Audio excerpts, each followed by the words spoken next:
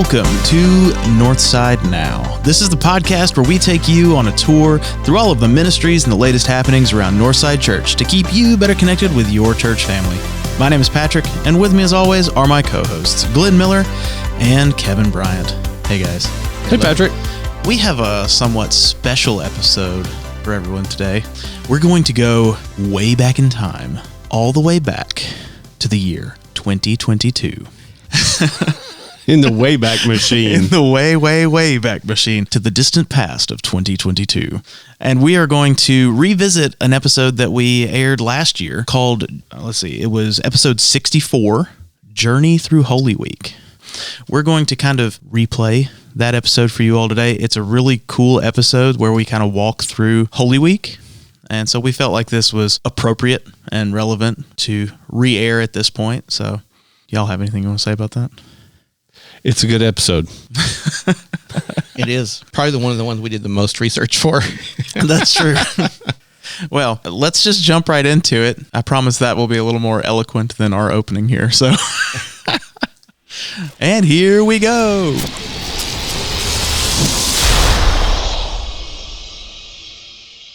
We thought today would be good because you're listening to this or it's coming out and it's Holy Week. And we recently just had Palm Sunday. And so we thought we would just walk through each day of Holy Week, share a few thoughts about it, and just kind of what each day is typically celebrated as. And in our looking up at some of the stuff, we found out that each day is based on different religions and different things that, parts of the world. Well, yeah, Holy Week has been celebrated very differently across or around the globe over the centuries. And so it's kind of interesting to see how some people do it differently than us. Yeah. And so we'll just kind of talk about each day a little bit, just so you maybe you were wondering, what happened on Monday? And we have a Bible in front of us and computers and lots of stuff here. So in the podcast room today, so we won't get every single thing, and we might get something a little bit off from what you traditionally grew up with. But if you have something that you traditionally knew a certain day as celebrated in your church, we'll share some of those in a minute.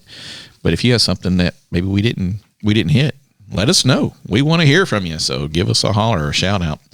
But it all starts with Palm Sunday. Palm Sunday. And in the Gospel of Luke, in the 19th chapter, verse 28, says, after Jesus had said this, he went on ahead, going up to Jerusalem. As he approached Bethphage and Bethany at the hill called the Mount of Olives, he sent two of his disciples, saying to them, go to the village ahead of you, and as you enter it, you will find a colt tied there, which no one has ever ridden. Untie it and bring it here. If anyone asks you, why are you untying it? Tell him, the Lord needs it. Now, I'm just going to stop there for a moment because... Is that why we do pony rides? It's because Jesus rode the colt. But how cool will it be, especially as a young person or something? Why are you doing that right there? What are you doing? The Lord needs it. What a great excuse. Yeah. Who's going to argue with that? The Lord needs it. So if next time you're, don't lie, but try to see if there's a part of your life you can use that excuse. Verse 32, those who were sent ahead went and found it just as he had told them. As they were untying the colt, its owners asked them, why are you untying the colt? And they replied, the Lord needs it. Way to go, disciples. Y'all are awesome. They brought it back to Jesus, threw their cloaks on the colt, and put Jesus on it. As he went along, people spread their cloaks on the road. And when he came near the place where the road goes down to the Mount of Olives, the whole crowd of disciples began joyfully to praise God in loud voices for all the miracles they had seen. Blessed is the King who comes in the name of the Lord. Peace in heaven and glory in the highest. Some of the Pharisees in the crowd said to Jesus, Teacher, rebuke your disciples. I tell you, he replied, if they keep quiet, the stones will cry out. And as he approached Jerusalem and saw the city, he wept over it and said, if you, even you, had only known on this day what would bring you peace, but now it is hidden from your eyes. And he goes on, so this is the triumphal entry. Yeah. Palm Sunday. They're laying cloaks down and waving palm branches. Now, where did he say where were they coming from again? From Bethany? Yeah. And coming from Bethany. And I believe I read something where he stayed the nights while he was in Jerusalem this last week in Bethany. Mm-hmm. That's outside the city there. Yeah, just, I guess, kind of a suburb or a small village, really, I guess, back then. But is that where Lazarus was? Because I read somewhere that this is mostly in like Eastern Christianity, they don't observe, or they don't take Sundays off during Lent. And so Yeah. their Lent ends like the Friday before Palm Sunday. And so they on that Saturday after Lent and before Palm Sunday, they observe Lazarus Saturday, which is supposedly the day that Jesus brought Lazarus back from the dead. Yeah. So I don't know. I just thought that was don't know interesting. either. I never heard that before. That was new. I don't know if that's actually when he did that. I was thinking that was a little bit earlier in his ministry, but Maybe. it wasn't like at the beginning or anything, but was getting towards the end. So I think he was in and out of Bethany a couple of different times. Gotcha. So that might have been, I just don't know. I don't know. off the top of I my have to look head it up. If that is where Lazarus and Mary and Martha lived. I'm not sure. Well, one of the cool things I found about Palm Sunday is the earliest known record of any Holy Week observance. Like the first time that it is recorded that anyone did a special celebration on or for Holy Week. Mm-hmm. It was a nun back in the 4th century. Her name was Agaria or Atheria, depending on the different source. But she basically wrote a travel diary during a 3-year pilgrimage through the Holy Land and sent letters back to her convent. And I want to read an excerpt from it. But this is the earliest known record of any Holy Week observance. It says, cool.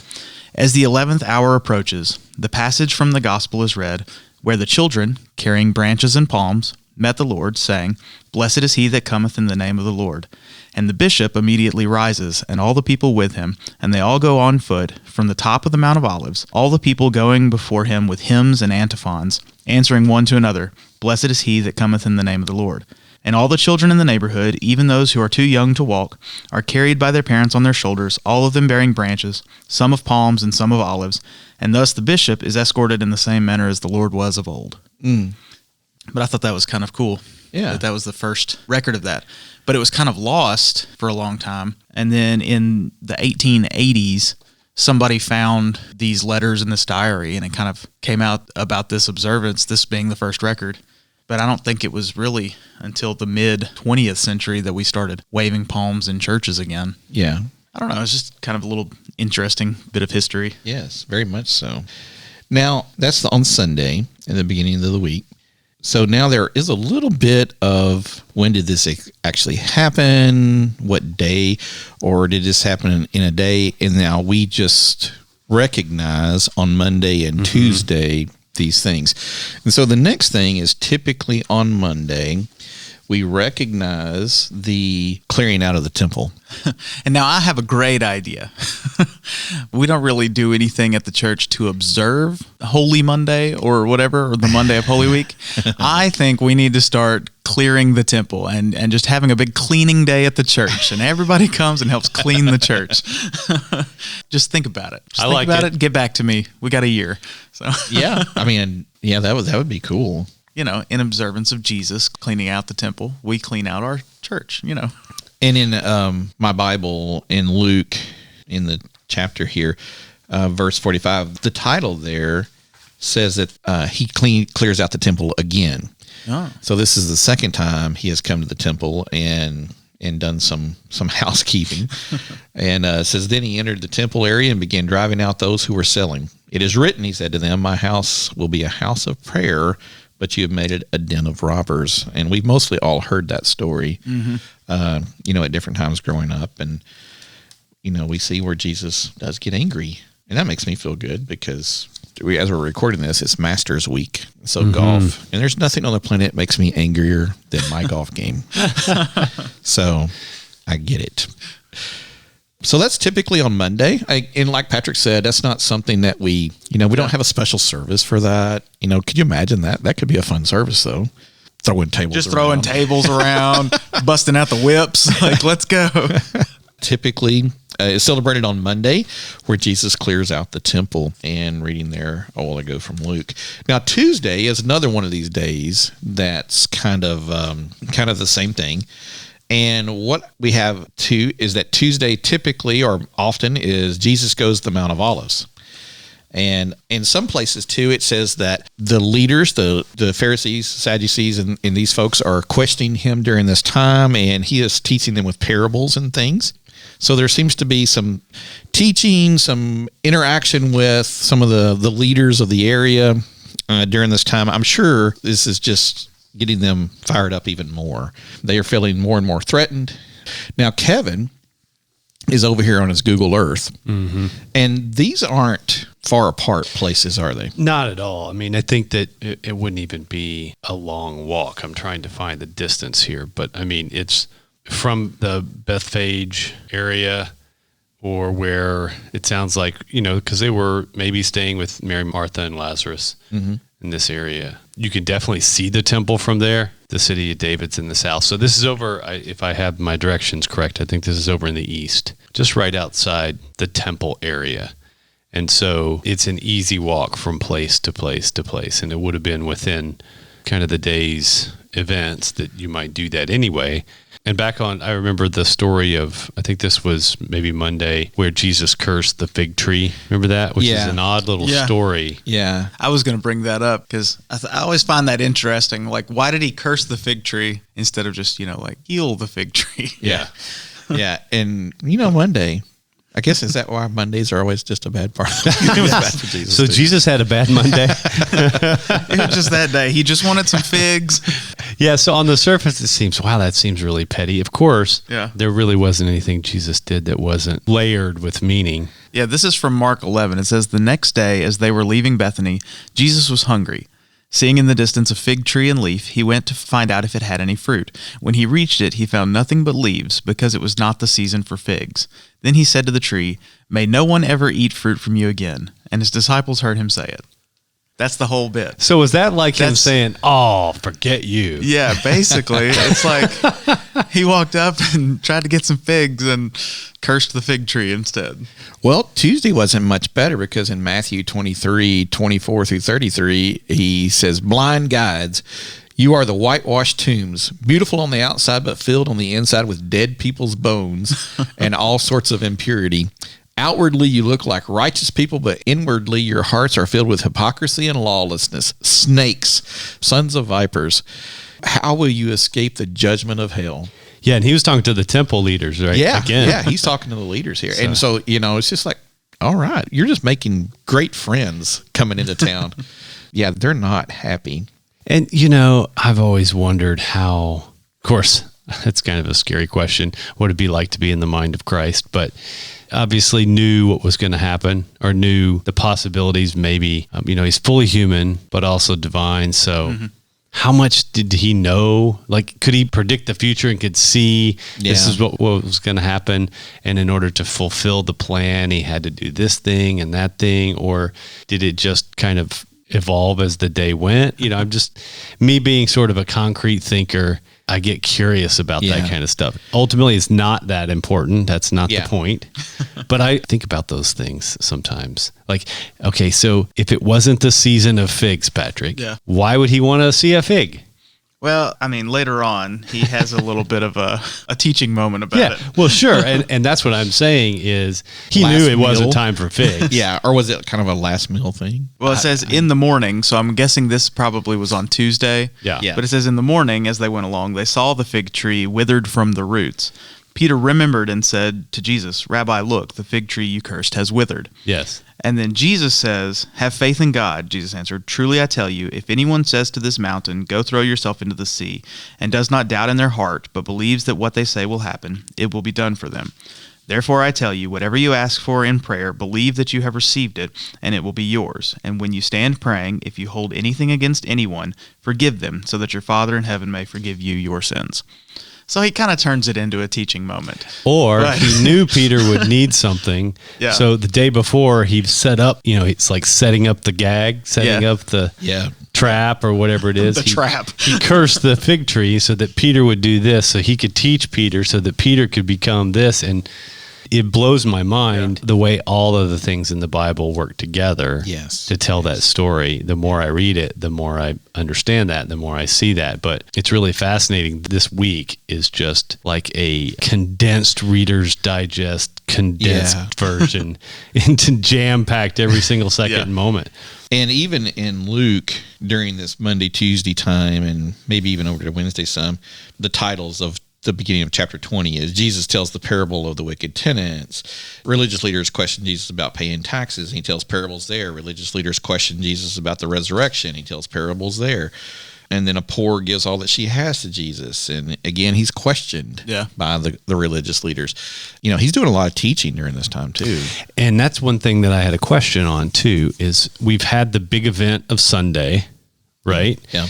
And so I'm assuming there's large crowds following, or is he just with his inner circle teaching and sharing? I would imagine, that there's crowds, but I would think there's crowds because a lot of these are interactions in or around the temple. Mm-hmm. They're waiting for him to strike down their Roman oppressors. And they would always go with their buddies. I don't seem to find anywhere where you'd find these religious leaders just walking around on their own. It seemed like they traveled in packs, And so you had some of that stuff. Also on Tuesday, in case you were ever wondering when this happens, according to some of the stuff we've got. Is this where Judas is setting up the... Yes. Judas...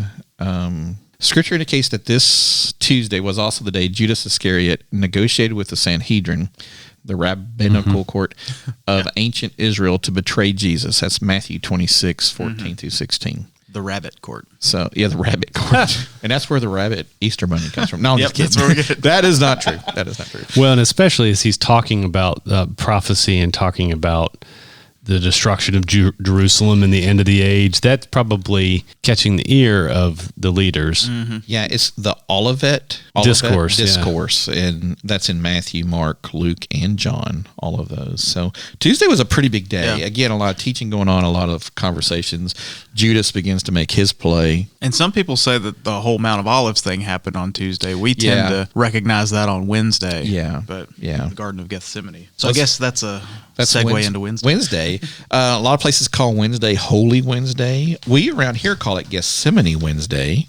Gethsemane was a garden in which Jesus went and prayed, and had quite a prayer time there, and that's what we typically celebrate and think about on Wednesdays. I think we should take some time off on Wednesdays to just rest like the disciples. Day-long siesta, get our Z's in. Yeah. The scripture doesn't say exactly what happened on particular Wednesday, but that's typically what we talk about is it's holy. One of the things I looked up said that people think of that as a day of rest. Mm-hmm. Maybe he hung out around the house and they were getting things ready for Passover. And I think when you describe Passover to the youth, the best way for me to describe it, just think of Thanksgiving, Christmas, and the 4th of July all mixed into one holiday. It's a big thing. People come to town for it. People come to town, families get together, friends get together. Yep. There's all kinds of celebrations, and there's the whole Passover meal is there's steps to it. And it's an event to be done. Yeah. And the meal itself's an event, Yeah. And so if you've never been through a Passover meal, highly encourage you to do one. It is pretty cool. Not like fun. No, it's not necessarily fun. It's not necessarily the most tasty thing. Exactly. But it's designed to be that way. It's meaningful, and it was one of the cornerstones of the Jewish tradition. Mm-hmm. Yes. Because, of course, for folks that may not be as familiar, it harkens back to the entire Exodus story. Yeah. Mm-hmm. Which is, huge part of Jewish tradition, mm-hmm. how they view Moses and the events of leaving Egypt, and just the way exile factors into the Jewish tradition. Yeah. From being in Egypt to begin with, but then being forced out, Babylon, and this idea I've been studying a little bit the last few months about this idea of exile. Even in some ways today, Hebrew tradition is to feel like we're outsiders. Yeah. We're stuck in exile. We are, the chosen nation that has not made it yet. Yeah. And so there's that sense of this tradition of being in exile, being an outsider, and the Passover is a celebration how they got past that. So definitely a big holiday. Yes. In terms of that tradition. And so I think about too, Jesus was hanging out with some of his closest friends. So Mary, Martha, and the freshly alive Lazarus. Version 2.0. Yeah. Lazarus 2.0. We have the technology. That sounds like a bad 80s movie. There was a Jesus '80s movie. I think the Judas Project or something. Oh, yeah? '80s or '90s. I don't remember that one. Yeah, it was kind of a B-roll thing. It was pretty bad. But Lazarus 2.0. But Mary had done her perfume thing. Yeah. So, yeah, I mean, it could have totally been just let's chill at the Chill around house. the house. That's right. That's right. Get ready to and you have those, and that's good. Then we get into, things really ramp up on Thursday. Yep. It's Monday, Thursday, the Lord's Supper, Passover Thursday, the Passover day. Typically Monday, Thursday is what it's known as. And this is where we really do see things ramp up, and starting with the Last Supper. Well, do y'all know where the term Maundy comes from? I was just hoping going to you would ask you, tell us. Patrick. Yes. It comes from the Latin word mandatum, which means command. And it references Jesus' words to the disciples when he said, "A new commandment I give to you," at the Last Supper. Okay. When he says, he gives them the new commandment. He says that you love one another just as I've loved you. You are also to love one another. So that's where the term Maundy Thursday comes from. And you find this in Scripture in Luke chapter 22, Matthew chapter 26, 20 through 30, Mark 14, 17 through 26, and John 13, 21 through 30. So it's in all of the Gospels. I generally Maundy think of Thursday. it, of just of like washing feet. Yeah, the foot washing ceremonies and reenactments of the dinner, things like that are very standard practices. And I wonder about this too, and I guess really till I read this right here, I just now had this thought. Jesus is known kind of as a party guy, right? All through his turning ministry, that water into wine. But Get he the party started. Festivals and things. He always had a big time there. And then Luke 22, 15 through 16 says this: "I have been very eager to eat this Passover meal with you." And that sounds good. That sounds like Jesus, right? Yeah. But he goes, "To eat this Passover meal with you before my suffering begins. For I tell you now, I won't eat this meal again until its meaning is fulfilled in the kingdom of God." Dun, dun, dun. And that's huge because, this meal is a yearly traditional thing. And I wonder if they begin to go, is this the week? What's happening? That's a real downer. Yeah. It's a real downer. And that's Way to do that before the meal. I know. Can't you let us get through Can't you let us enjoy the meal first? And then abnormal for him, right? Yeah. And then he starts pulling out buckets and washing your feet. And Peter wants a bath in the corner, and it just gets weird. In today's world, we'd have him committed. It is, but you're right. It's so normal for him in that unnormal upside down way. Yeah. Like just when you think you've got this thing figured out as the disciples, he goes and does this other thing. Yeah. And everything, I can't imagine, because we've talked about The Chosen a lot. Yeah. Feeling like we just never quite know what's going to happen, like shifting sand all the time. What's going to happen? What's Jesus going to do? Yeah. Why can't you just take it easy for a little bit? Can you imagine how frustrating that must have been? That's what I wonder. Totally. Yeah. Especially for some of the disciples that were a little more impatient than others. Yeah. Trying to put myself in that scene is where I find a lot of rich understanding for maybe what it would have been like. Yeah. Frustrating enough to get 30 pieces of silver. Well, for some if he wasn't doing what you wanted him to do. Exactly. I'm gonna prod him along, make him do what I want. and also that sort of feeds into the Hebrew sense of impatience of, why all of these millennia, now is the time. Let's do it. And that's where the more zealous wing of the faith was at this moment. Then he pulls out this thing of, one of you is going to betray me. Yeah. Tonight. The big bomb right there. And, in our book that we read for small groups, we've been reading for small groups, the characters of Easter, it speaks about with Judas Iscariot, Peter, James, John, they would all be pretty close to Jesus because they were all kind of in that upper echelon. And when they were eating the Passover meal, they're not at tables like we are. They're reclining inward towards one another. So the meal's there and they're kind of laying on a shoulder towards the meal. Yeah. So they're close to one another. Their faces are close together. Their bodies are laying, real close together. So this is an intimate meal. It's an intimate setting. This is how everybody there ate. This is not just the Jesus thing to do. This is what everybody did. And so one of you are going to betray me. That's not like shouting across the room kind of thing. Like, hey, one of y'all are going to, it's not like he's in an auditorium or anything. Yeah. That has to hit pretty hard too. Yeah. Can you imagine? Judas must have started sweating. Oh, you know. Well, you wonder, was the reaction that everything all of a sudden went quiet and you can hear a pin drop? Or were there other conversations going on? Like, wait, what? And then Jesus kind of cocks his head over to Judas and goes, "What you must do quickly." You know, the one that dips his hand into his nasty Into herb, the bowl, yeah. into the thing, into the salt. Bitter It's so herbs. gross, you know.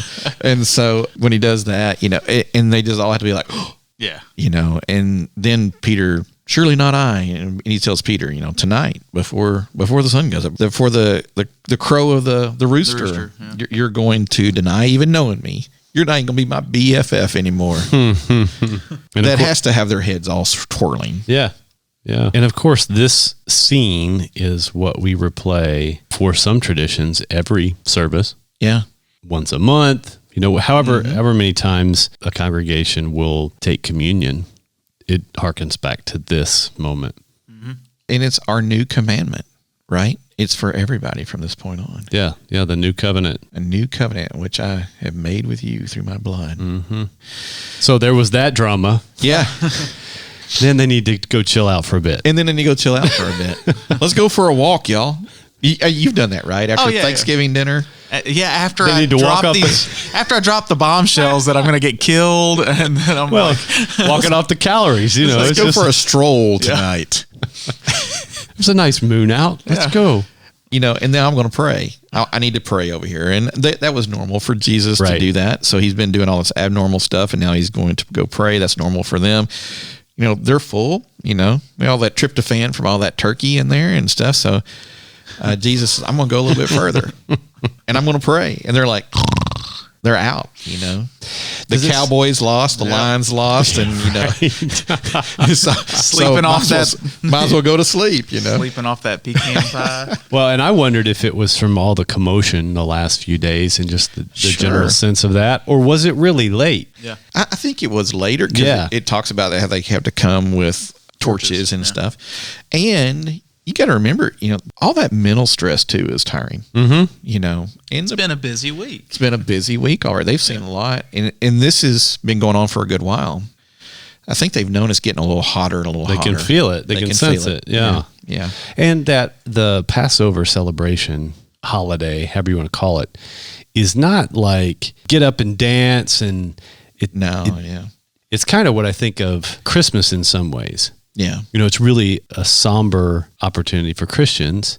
We have the benefit of history, so not only remember the birth, but think of what is going to happen and the way that's juxtaposed together. But secularly, it's a big party. Yeah. Families coming together, everybody's coming to town, you've got your festivities, events, etc. But the service or the tradition itself, at least when I've been involved in it, don't have Jewish heritage, but it's a very somber kind Yes, of definitely so. contemplative type thing. So it's emotionally maybe draining. Yeah. Yeah. And then at that moment to have had all this, the bombs dropped and various different things, it probably would have been completely emotionally exhausting in many ways, I think. So they fall asleep, and Jesus comes and wakes them and says, "Could you not even stay awake with me for a little bit?" And Yeah, we'll stay awake. No problem. yeah, We got and it. then boom again. But I wonder if that's not, you know, kind of a gift from God, because what's about to happen is he comes back and I can't believe y'all fell asleep, blah, blah, blah. And about that time is when Judas and the temple guards and some of the Pharisees are the leaders of that time. The Jewish leaders show up. Yeah, so Judas had left the party. Yep. We forgot that. He took off during all that. Yep. And was getting the things together. And now this is where we begin the process of blurring Maundy, Thursday with Good Friday, because all the rest of what we're about to say happened overnight into Good Friday. Well, I want to, before we leave the garden, this is where it said when he was praying, his sweat fell like drops of blood. Yeah. Like, so did he just have like blood running down his face? So when he goes back to the disciples and he says, "Stay awake with me," does he just have blood all over him? Wouldn't that be kind of a terrifying sight a little bit? Yeah, that would be a little bit weird. And I've heard multiple different theological things where it says his sweat was like drops of blood, so big, thick, thick, blop, time things. And then I have heard he's sweating so hard that blood is coming out. Which I read an article a long time ago. I don't I'd have to go back and find it to see, but it was from some medical professionals that was saying they had seen this in athletes that worked out so hard, that were under such stress that they literally blood came out. Yeah, that's I've part just of always kind of Thursday. been- That's praying. Yeah, that's an image right there. Yeah. Has that ever happened to you? Let us know. Maybe if it is metaphorical, sweat like drops of blood. If you're bleeding, it's draining. Yes. It's definitely. draining life. It's draining energy from you. And if that is such a conversation in prayer, maybe like Jacob wrestling all night long, et cetera, and sweating so hard, Yeah. potentially, Yeah. then that would be draining. It'd be like draining your life force out. That's sort of where I've at least thought a lot about in terms of like drops of blood, that it's like draining a life force. It was a very human thing to do, as he was fully human, praying about, hey, if there's another option, if you could, I wouldn't mind. Yeah. But Yeah, that's it. And so here comes Judas, and Judas comes and has worked out a signal, and it's the Judas's kiss, to kiss Jesus. And why a kiss? I think that it's a friendly greeting in that part of the world, for men to kiss Totally each right. other. On But the didn't cheek. also, when he kind of set all this up, didn't he say he would mark who they were supposed to get with a kiss? Yeah. So yeah. So, But why a kiss? It could have been like a, hey, there he is, or something. And I think you're right, Glenn, that was something that was a sign to friendship, a sign of greeting, and it plays into the irony that, that was the sign. or I'm assuming we're still at this point, Judas is still thinking that Jesus is going to, so maybe he's thinking, I'm your friend, I'm doing this for your own good, we're going to get this party started. And that's an interesting point of view. Maybe he was trying to jumpstart the process. There's no doubt. Give him the open window to say, okay, here's where you can show everybody the power you have. Here comes those 10,000 angels. That's right. Yeah. I'm about to unleash them. This is going to be cool. Watch what I'm about to do. So then Peter pulls out a sword. Yeah, Peter pulls out a sword and blows Judas's plan. Yeah, starts chopping off ears and things, and Jesus is like, well, stop, and heals the servant. And Well, that guy believes now. yeah.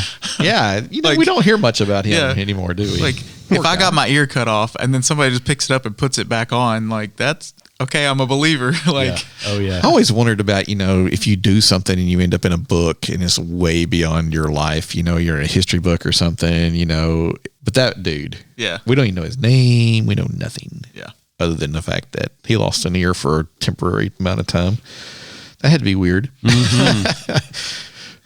They take Jesus into custody and they begin the process of the tour, right? From Pontius Pilate to Herod, back to Pilate, to be flogged and beaten.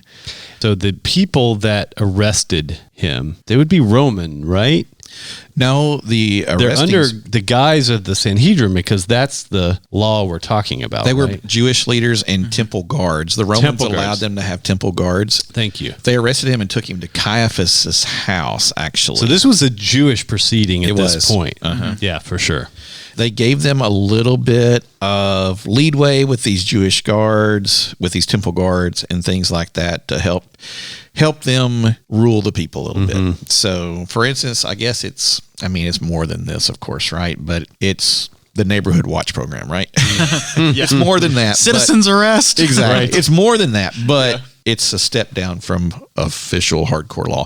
And that was the thing, is because there were certain things they could not do. Yeah. And they were needing the help. One, to help control the people. Two, they were needing the help of getting their ultimate goal, which is to kill Jesus. They didn't want Jesus flogged. They didn't want him hurt. They didn't want him sent anywhere else. They wanted him dead, period. And they couldn't do that without a little help from Rome, or the Roman leaders. So yeah, they did have a little guard. So yeah, they take Jesus to Caiaphas's house, and The whole crew's there. They gathered the council and yeah, everybody's there. And is this Good Friday yet, or are we still we're Thursday night? We're at that Or is really this weird kind of in the nighttime. It's where late. It's nighttime. It's like 2 a.m. Is that Nobody's is gone that to Friday bed. or Thursday? Yeah, nobody's gone to bed. We do know that the disciples kind of split at this stage. They kind of spread out, except for Peter, for sure, and maybe John a little bit, but for sure Peter is, and that's when he kind of is creeping around. Do they all just like scatter, afraid they'd be arrested too? Yeah, like a bunch of teenagers at a party whenever Yeah, and the cops show up. Scatter! Everybody runs. So, Everybody takes a different direction. Yeah, that's exactly like that. I think that's kind of what happened. So this is what's going on, and then they march him to Pilate, and I think now we are probably, the rooster has crowed. Jesus and Peter have kind of this exchange of eye contact. I guess Peter's close enough that they can see each other. Yeah. And typically by the third time a rooster has crowed, we typically are pretty close to daylight, if not for sure on daylight. And so they march him to Pilate, I guess because it's a government official. It has office hours, right? That's right. They don't open until 9. They don't open until 9. Had to wait till the office opens. Had to wait till the office opens. Pilate has to wake up, and all his servants and everybody has to have to get prep everything him ready. and- So they do that. And so Pilate questions him. And this is Friday, Good Friday, what they call Good Friday. Some people call it Bad Friday. I've heard it called that. Then he questions him, and he's like, I'm not finding anything wrong here. What's going on here? And then he says, I've got an idea. Because, Pilate had his own issues too, right? Mm-hmm. He had bigger bosses, and, he's out here in his little outpost trying to keep the peace. He's just middle management. He is. I was just going to say he's far from powerless, but he's definitely middle management. Yeah. He's getting pinched from both sides. Sure. And if he's been seeing this brewing, or his people have told him about it, he understands it's got to be dealt with, right? Yes. Because the way I look at it, his job is to make sure that his territory is under control. Otherwise, the people above him are going to say, what's going down over there? Why can't you get this together? If you can't take care of it, we're going to put somebody else in your place. So he's got that on him too. But I always find that it's interesting that the historically evil character of Pilate has this, to me, pretty remarkable. I don't see anything wrong here. But I find it interesting in this character that we see a little glimmer of something positive, right? Yeah. Yeah. So Pilate initially finds nothing wrong. So he asks the question, is this man a Galilean? And they go, yeah. And he goes, oh, guess what? Guess who's in town? Old Herod, and this happens to be Herod Antipas, who is the one who had John the Baptist killed. Right. And a surprisingly ruthless and bloody Herod. He's one of the worst Herods that was out there. Is this the same Herod from when Jesus was born that had all the 2-year-olds killed, or had all the babies killed? Is this another dad. Herod? Okay. Yeah. So keeping up the family tradition of being a great dude. Right. And so in Luke chapter 23, I'm going to read here on verse 6. On hearing this, Pilate asked if this man was a Galilean. When he learned that Jesus was under Herod's jurisdiction, he sent him to Herod, who was also in Jerusalem at the time. When Herod saw Jesus, he was greatly pleased, because for a long time he had been wanting to see him. From what he had heard about him, he hoped to see him perform some miracles. He plied him with many questions, but Jesus gave him no answer. The chief priests and teachers of the law were standing there, vehemently accusing him. Then Herod and his soldiers ridiculed and mocked him, dressing him in an elegant robe. They sent him back to Pilate. That day, Herod and Pilate became friends. Before this, they had been enemies. So that's interesting too. It's like Pilate's like, I'll send you over to my nemesis over there. And so somehow they became friends out of all this. That's scheming. Yeah. But it was Herod who put the robe on him and the crown of thorns and stuff, it appears. So I'm sure Herod was like wanting the golden goose, right? Give me a golden egg. What can you do? I hear you can do miracles.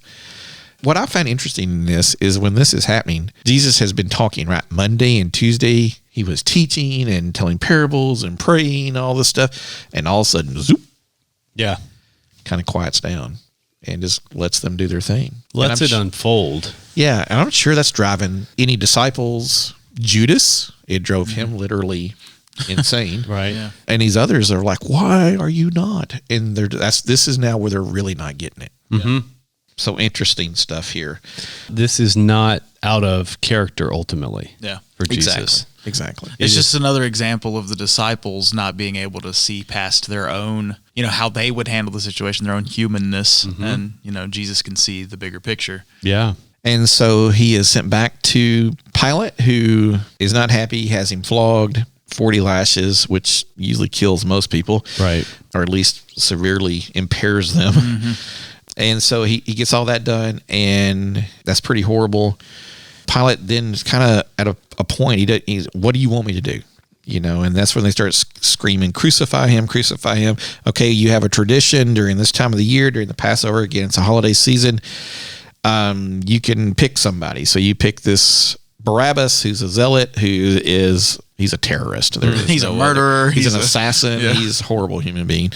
And so, you know, who do you want? You want this guy who I'm sure Pilate's going, there's no way they're picking this teacher prophet. Yeah. You know, they're not going to let this happen to him versus this guy. And they choose Barabbas.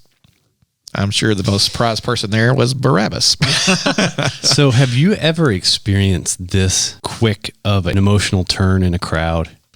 Oh, because yeah. 5 days prior, the scene was 180 degrees different.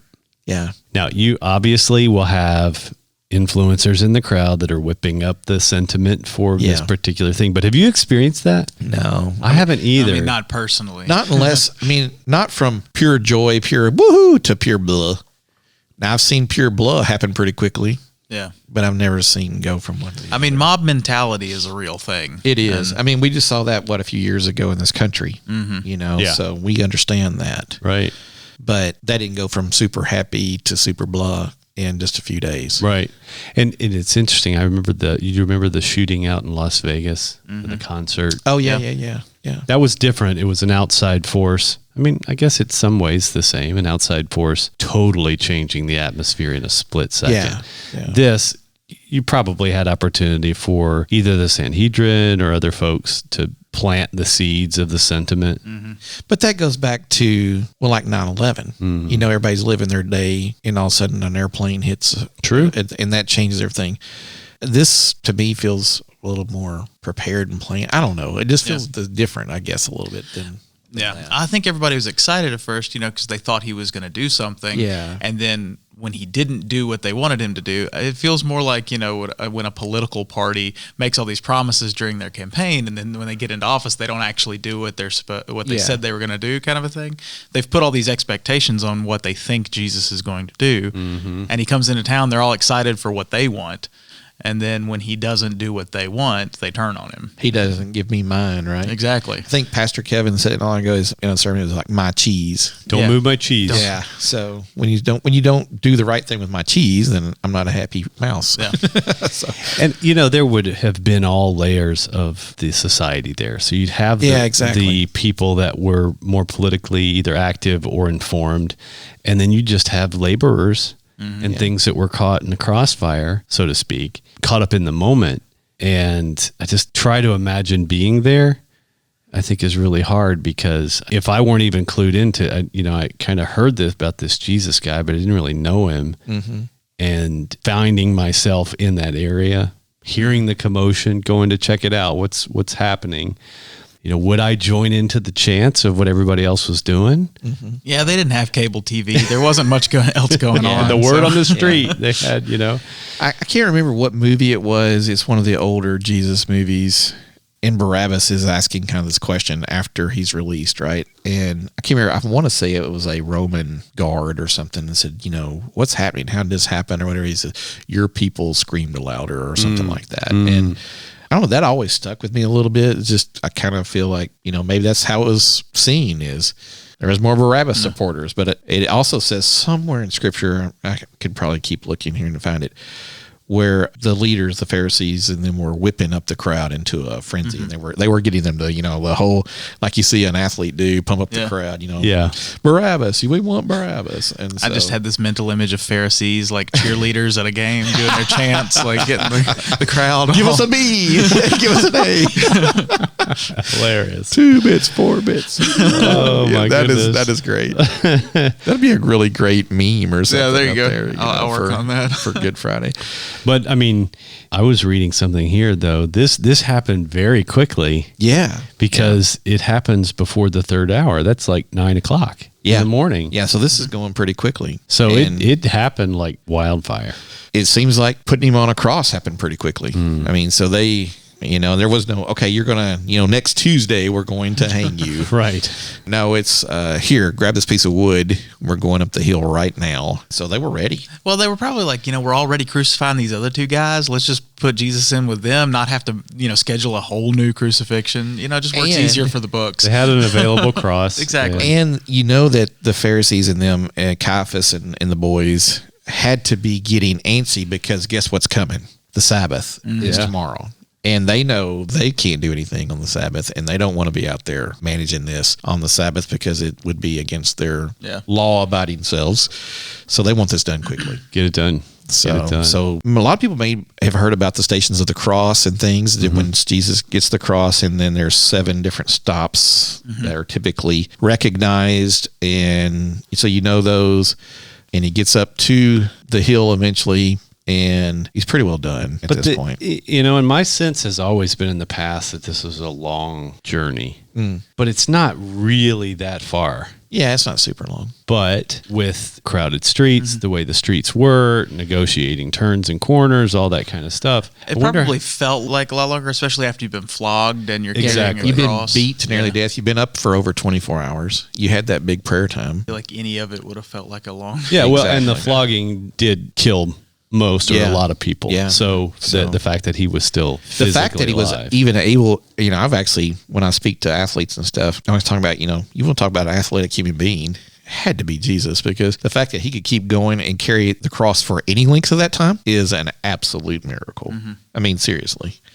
So he had to be pretty good shape. Jesus had to be kind of a specimen. I don't know if he was an Arnold or anything, but to think of his human physical being had to be pretty decent. And he did have someone to help as well. Yeah. There's the story. And comes where- across, yeah. To come help carry the cross. And so we get to the cross, and he's nailed the cross on, which is where Good Friday, Bad Friday, Good Friday, because for us, this happens. He takes all of our sins there. We have many words between Jesus and the crowd. Jesus, I think actually there's 7 phrases. Yeah, 7 statements. Yeah, 7 statements from the cross. Yeah. And that's where he goes, Father, forgive them, for they do not know what they do. That's Luke 23:34. That's the one that always gets me. I know that would be tough for any other human to do. And after it's all said and done, one of the Roman centurions there, the sergeant in charge, is like, surely this was the man of God. Yeah. And what I find fascinating too is that these events, the words, are fulfillments of past prophecy or references to the Hebrew scripture. Yeah. Like when he says, my God, why have you forsaken me? He's actually quoting Psalms. Yeah. So that kind of stuff just brings the story into kind of full circle. There's so much jam-packed into this. It really is. Like we could unpack this for days. Totally true. Even like the part with the thieves on either side of him when, one of them repents and he says, today you will be with me in paradise. That says a lot about grace right there. Yeah. And it gives us a glimpse into how heaven works and all that. We could have a lot of conversation. We could have a lot of conversation. That's what I mean. Going. It's like there's so much in this one story. Yeah. But right that's here. also a lot of the story that a lot of people really know about, right? Jesus dies. We're going to go there. Yep. And so Joseph of Arimathea and Nicodemus have found a tomb, and they get permission to get his body down before the Passover. And he is buried in that tomb on Friday evening. Now that leads us into what is Holy Saturday. Some churches call it Black Saturday. It's where the popular band Black Sabbath gets their name Black Sabbath, because that's true, where they get their name. I grew up in a tradition, United Methodist Church, but I grew up in some smaller churches when I was younger, that after the Good Friday service on a Friday night, there would be a black bow tied to the church doors. And no one could get down. No one was allowed in that church until Easter morning. And I always found that interesting. And and I think that's just how people view like the sanctuary and the church house versus today. There used to be, just a whole lot different view of what happened in that sanctuary. I mean, even had little old ladies, get on to me when I was a kid. This is holy ground. But that's what they felt. That was their tradition. That's how they experienced their time of worship and all that. So basically, nothing happens on Saturday. Yeah. Jesus is in the tomb. It was guarded. It was guarded. They did post guards, and they were afraid because of the crowd. The whole town's whipped into a frenzy, and so there's a lot going on politically and stuff. So it's guarded, and they begin the process of going to check the body. The women and stuff did, because they had a tradition where they would put spices and different things and to, I guess, help with the smell. Just some of their traditions they would do with kind of honor him and honor and stuff. So Saturday's pretty low key, except for the posting of the guards and things like that. Is Saturday when Judas went out and took his own life? Typically believed to be so, yeah. I believe it would be sometime Friday night, Saturday morning, somewhere Saturday. Yeah. Somewhere in that, yes. And then, here we go. It is Sunday. Dun, da, da, da. The stone is rolled away. There's a small earthquake, whatever. It is Easter, and he is alive. They go visit the tomb to do the body burial things, and he's gone. Except for a gardener who turns out to be Jesus. Can I jump back real quick? Not too far, but I think it's pretty significant that the two people that were pivotal in getting the tomb and preparing those things. In The Chosen, for those people that have seen it, that one of the characters is pretty heavily featured in terms of Nicodemus. But he's the one, that Jesus had talked to and talked about being born again. And how can I do that? Because I'm an old guy. And, he was one of the Sanhedrin. Mm-hmm. And I just think that's significant, along with, you talked about the Roman centurion too. Yeah. That in this story, there are unexpected characters. Yeah, definitely. That are thrown in there. And there's no accident in the way all this was written. And if a character is there, it's for a reason. Yeah, exactly. So we should pay attention to the details. And they have to be filtered through historical context and all those kinds of things. But for me, that was pretty significant that Christ's example, Jesus' example, reached across the divide. And it really was a divide because the Sanhedrin were totally, like you said, had been trying to figure out a way to solve this problem, and they found their window and they took it. Yeah. Anyway. Early Sunday morning, several women, Mary Magdalene, Joanna, Salome, and Mary, the mother of James, went to the tomb and discovered that the large stone covering the entrance had been rolled away. An angel announced, "Don't be afraid. I know you're looking for Jesus, who was crucified. He isn't here. He is risen from the dead, just as he said would happen." And then he goes on to appear to Peter and goes on to appear to the two disciples on the road to Emmaus, to all the rest of the disciples except for Thomas, and later on to Thomas.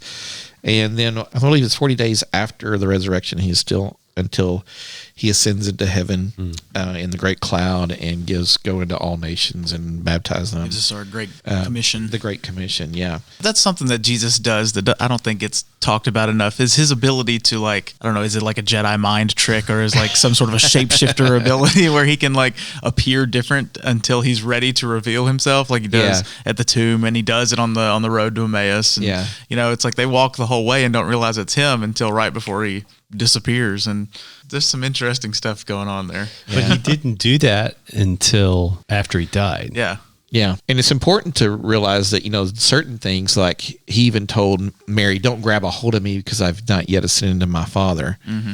So from that point till he got to Thomas, he must have ascended to heaven and come back.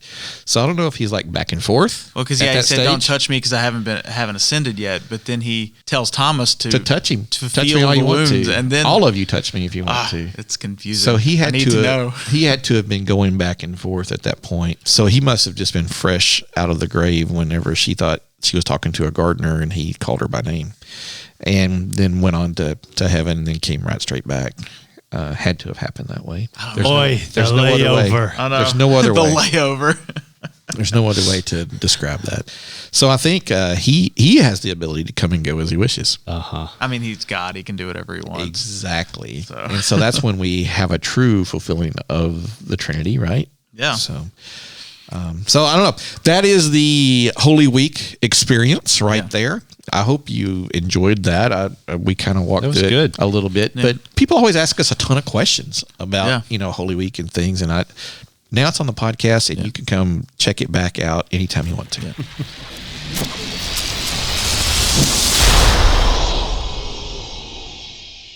You know, that was better than I remember. I think I'm pretty smart.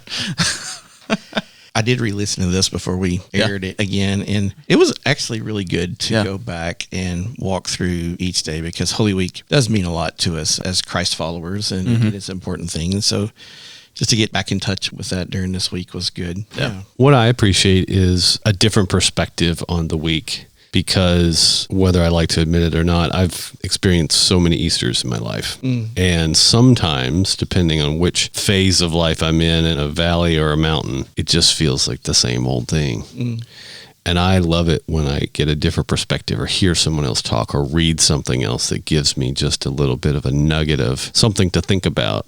And that's what I really enjoyed about that episode, is that I could kind of put myself there. And obviously, we've talked about Israel, and I've never been. Some of my family's been. We've talked, there's a trip coming up and all that, but it helped me get a little closer to imagining what it would be like to be there. Yeah, and in our next episode, we're going to answer the question from a couple of episodes ago about what happened to the cross, or what is the legend of what happened to the cross of Jesus. The Legend of the Cross. And Is that an Indiana Jones movie? The Legend. It's the next one. Yeah, the next one is the new title. Actually, Sorry, I just derailed. I was about to have a really bad joke there. I was like, no, better not. So, but I actually went to some of the folks from the church that had been to Israel and asked them some questions, like, what did they tell y'all when y'all were there? Yeah. And so you'll hear more about that next week. Yeah, good stuff. Cool. We got some stuff coming up this week. Obviously, we're kind of in the middle of Holy Week. So we've got our Good Friday service this Friday at 7:00 p.m. Make sure you come out for that. We will be live streaming that, so if you can't be here on campus, you can always tune in on the website or on the app. And then Easter, we have a sunrise service Easter morning at 6 a.m. Sorry. 7 a.m. Eastern time. Yeah, 7 a.m. Eastern time. Yeah, 4 a.m. Mountain time. Actually, no, that's Pacific time, isn't it? 4 a.m. Pacific time. I don't know. So Easter sunrise service, 6 a.m. down in the Vesper area behind the church. That's always a cool service. So if you're up and about, make sure you come on out to that. I mean, feel free to show up in your pajamas. It's whatever. And then we have our regular services that Easter morning, 8 a.m., 9:15, and 10:30. The following week, we have a men's event that is going to be Friday, April 14th at 6:30. We're going to go out to Bill Span's house, and we're going to just hang out and eat a bunch of food and play some games and talk about what men's ministry looks like at Northside. So I think it'll be a good time. Fathers, grandfathers, you're encouraged to bring your sons. It's for all ages. And if you don't feel like driving, we're going to take a transport. Transportation will leave the church at 6 o'clock that evening. I'll probably be on there because, let's be honest, I don't really want to drive. So I'll ride the bus with you. I think Pastor Gary's driving it. Yeah. Come on out. It'll be a good time of food, fellowship, and fun. Then that Sunday, April the 16th, is Confirmation Sunday. Come on out and support all of the confirmands. That's a big day for them. Well, do you want to talk a little bit more about that, since you're kind of the confirmation guy? And then April 15th, the Saturday night before, at 5 o'clock, we're going to have a baptism service for all of those that want to be baptized. They want to be baptized by immersion. I'll put it that way. If they're not going to join the church or say all their vows or anything on that Saturday night like they did last year, so they're going to do that in the services themselves on Sunday morning, but those that want to be immersed will be immersed on Saturday night, 7 o'clock. And then Sunday morning at each service, like we've been the tradition here at Northside, they'll join. We have about a dozen that are going to join the church this year, and been a great confirmation class. And they still have a few more classes to finish up because we do some post-work now. Postgraduate work. So a little follow-up. But it's a great class. They're a lot of fun kids, and they're really bright and in touch with their walk with Christ right now. So it's really cool. Yeah, and April's a busy month for you because the following weekend, April 21st through the 23rd, is the Renewal. Is that what we're calling it? Renewal, yes. Renewal. I think I called it Renewed last week, and I apologize for that. Yeah, Renewal. It's Renewal. The name we're calling it, you may have heard it in the past, is Discovery. It's similar to a Chrysalis or Emmaus type of event, and it's going to be the 21st to the 23rd. We're doing it in conjunction with New Hopewell at Medina, and it's going to be a really good weekend. And we got several kids coming. It's senior high kind of put it on for the junior high, but it's also for the senior high as well. Then we have adults that help and stuff. But it's a good weekend. And we just had some students come back off of Chrysalis. And so some of them are turning around and giving talks back down on this one. That's cool. And so it's kind of working that system out to be filled up and then to pour out. And so it's going to be a great weekend as well. And then youth-wise, that's all of April. But then you can take a break. But it gets us ready for graduation Sunday on May 7th. True. So it's a crazy time of year. Before we get to May 7th, I have something, which I talked about it last week, but we're going to talk about it a little more. We're going to have a tech day on April 29th. At 10 a.m., we're going to do sort of a training, team building day for anybody that wants to participate with the tech team or, wants to learn more about how we do things. It's going to be a cool, fun time of, learning a little bit. Yeah. Even if you want to just kind of know more about what it is we do and how we do it. So, and why we do it. That's the important one. That's going to be April 29th. It's a Saturday at 10 a.m. and we'll be in Hope Hall and in the sanctuary. So is this kind of like a Citizens Police Academy? You get to come ride along with a cop? This is a ride along with the sound guy. Yeah. Ooh. Can I touch that button? You can touch buttons. What? I mean, supervised. Can I twist the knobs? We will allow you. We will allow you to. You can play with the siren. Yeah. So can I slide that thing on my bobber? Yeah. All right. Ooh, I want to come. Yep. Come on. Hands on. Yep. And then that brings us to May 7th. May 7th is a big day because not only is it graduation Sunday, it is also when we are going to implement the new Sunday schedule. That new schedule is going to be 9 o'clock a.m. in the sanctuary, 10 a.m. Sunday school, and 11 a.m. in Hope Hall. What does graduation look like in conjunction with that?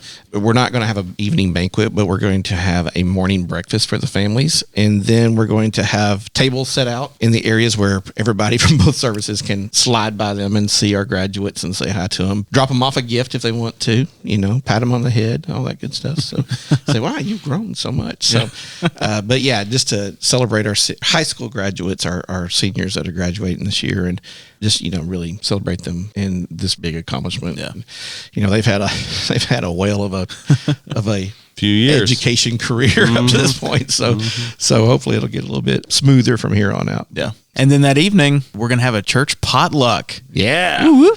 And that's going to be in the gym at 5 o'clock p.m. If you don't know what a potluck is, it's when everybody brings a dish. We had some people concerned that people wouldn't know what a potluck was. Yeah. So I found that funny, but it's probably true. Would you like to know one of the rules for being a guest and coming to a potluck? Sure. I would love to know one of the rules. All right. Never bring a crudité tray. Why? I don't even know what a crudité is. Crudité is that like a charcuterie board? It's a little bit. It's the worst thing. But I don't understand why it's the worst. Because cracked, air-dried carrots, flavorless pepper strips, and gross ranch dip. Yuck.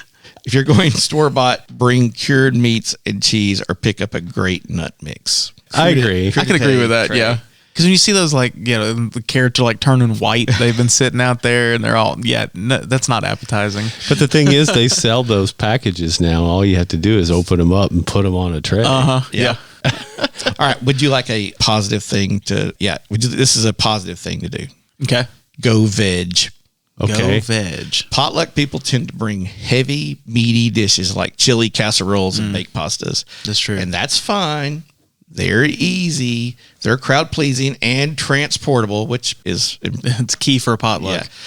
But the potluck plate often lacks crunch and brightness. Bring something fresh like a grain salad or a raw vegetable side dish for some variety. Yeah. And some vegetarian options, Yeah. And we'll have more tips next week. Yes. Each week, new tip. It was funny. I got a relative of mine sent a picture. Their church did a potluck, and it was too long. I don't know how long they would have been, maybe 24 feet. Tables full of crock pots. Oh, wow. Everything was a crock pot. So it was a potluck of crock pots. I thought you were going to say it was something like, a table full of Little Caesars pizza. No. KFC buckets or but something. It was all That's crock my fear. pots. Yeah. It was amazing. That's my fear. Everybody's going to bring bought stuff. So a box of pizza. Yeah, that's my fear. I don't want that. Yep. Well, that's what we've got coming up to get us through to the first week or the first Sunday in May. So make sure you put all of those down on your calendar. Well, guys, thanks for podcasting with me. And thanks to all of you out there in the world for listening. If you enjoyed this episode and you'd like to help support the podcast, please share it with others, post about it on social media, or leave a rating and review. To catch all the latest from us, you can follow us on Instagram at Northside Now Podcast. Go to our website, northsidejackson.com, or email us at podcast@northsidejackson.com.